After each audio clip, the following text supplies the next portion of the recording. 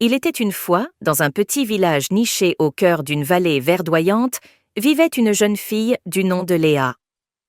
Sa silhouette élancée et délicate était souvent l'objet de moqueries, notamment de la part de sa sœur jumelle, Clara, qui aimait se moquer de sa taille mince et maigre devant les villageois. Un jour, alors que le soleil brillait haut dans le ciel et que le marché du village était animé, Léa entendit les rires méchants des villageois derrière son dos. Elle se retourna pour voir Clara en train de rire avec eux, pointant du doigt sa silhouette fine et se moquant de sa maigreur.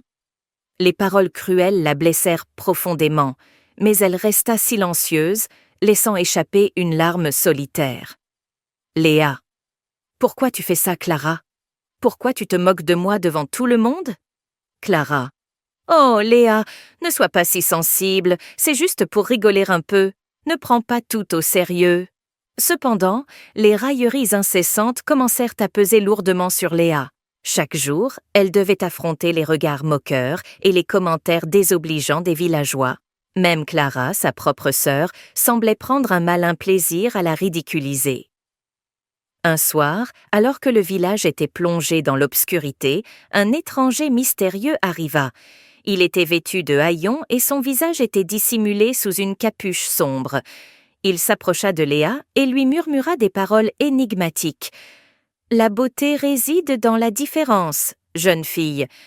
Ne laisse pas les mots des autres ternir ton éclat. » Intriguée, Léa interrogea l'étranger sur son identité, mais il disparut aussi soudainement qu'il était apparu, laissant derrière lui un sentiment étrange d'espoir. Le lendemain, alors que Léa se promenait près de la rivière, elle entendit un bruit étrange venant des buissons. Elle s'approcha avec prudence et découvrit un trésor caché, une ancienne amulette ornée de symboles mystérieux. Alors qu'elle contemplait l'amulette avec fascination, elle sentit soudain une énergie étrange l'envahir. C'était comme si l'amulette lui transmettait une force nouvelle, une confiance en elle qu'elle n'avait jamais ressentie auparavant. Désormais animée par une détermination nouvelle, Léa décida de défier les railleries des villageois. Elle prit la parole lors de l'assemblée du village et déclara avec assurance « Ma taille n'est pas une faiblesse, mais une force. Je refuse de me laisser juger par des apparences superficielles. » Les villageois furent stupéfaits par sa déclaration audacieuse, mais certains parmi eux commencèrent à murmurer des mots d'encouragement.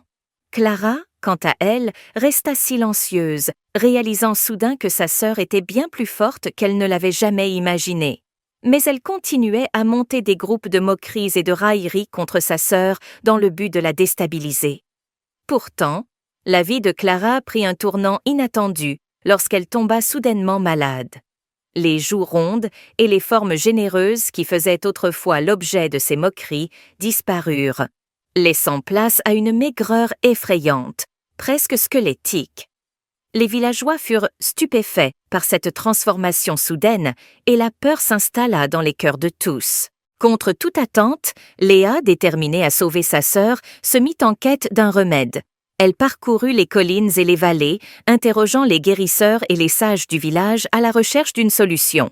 Léa s'adressa à Clara en disant « Il doit y avoir un moyen de te guérir, Clara. Je ne vais pas abandonner. » Clara répondit « Je suis désolée, Léa. Je ne voulais pas te faire du mal. S'il te plaît, aide-moi. » Un jour, alors qu'elle se promenait dans la forêt, Léa découvrit une vieille cabane cachée au creux des arbres.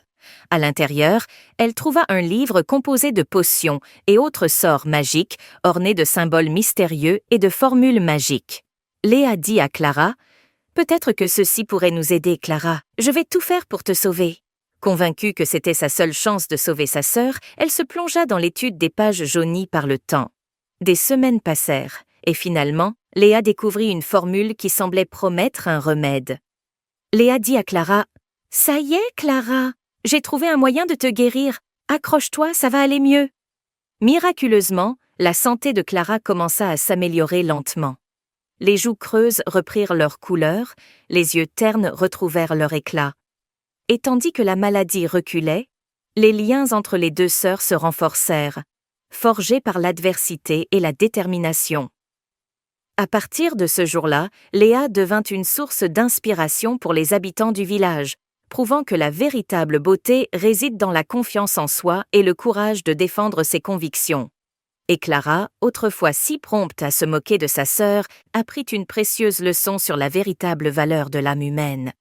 L'histoire de Léa et Clara démontre comment les épreuves peuvent révéler notre vraie nature. Léa prouve que la véritable beauté réside dans la confiance en soi, la capacité à dépasser les étiquettes sociales et le courage de pardonner. L'empathie et la compassion de Léa inspirent les habitants du village, rappelant que l'amour et la gentillesse peuvent transformer la société. Sachez que nous pouvons tous apprendre de Léa. Ne laissons pas les jugements des autres nous dicter notre valeur. Faisons preuve de résilience face à l'adversité et soyons assez courageux pour pardonner, aider et nous réconcilier. Les actes parlent plus fort que les apparences, et le courage peut inspirer toute une communauté. Si cette histoire vous a plu, dites-le en commentaire. Quel est l'élément de l'histoire qui vous a le plus touché? Produire ce genre de contenu nous prend du temps, mais savoir qu'il vous touche rend tout cela incroyablement gratifiant.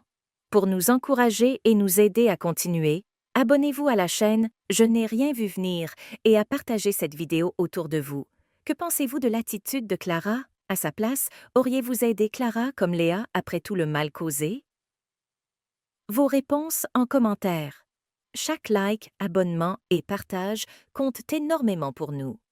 Merci infiniment pour votre soutien et pourquoi ne pas découvrir encore plus d'histoires captivantes? Jetez un œil à cette autre vidéo qui apparaît à l'écran maintenant. Elle pourrait également toucher votre cœur. On se donne rendez-vous très bientôt pour une nouvelle histoire. À la prochaine!